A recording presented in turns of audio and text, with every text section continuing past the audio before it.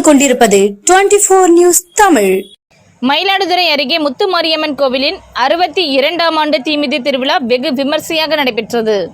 மயிலாடுதுறை மாவட்டம் குத்தாலம் அருகே செங்குடி கிராமத்தில் அருள்மிகு முத்துமாரியம்மன் கோவில் அமைந்துள்ளது. இந்த கோவிலின் 62ஆம் ஆண்டு தீமிதி திருவிழா கடந்த 7ஆம் தேதி பூச்சொரிதல் மற்றும் காப்பு கட்டுதலுடன் தொடங்கியது. அதனைத் தொடர்ந்து சிறப்பு அபிஷேக ஆராதனைகள் நடைபெற்று காத்தாயி அம்மன் மற்றும் காளியம்மன் கரகம் எடுத்தல் நிகழ்ச்சிகள் நடைபெற்று விழாவின் முக்கிய நிகழ்வான தீமிதி திருவிழா இன்று வெகு விமர்சையாக நடைபெற்றது.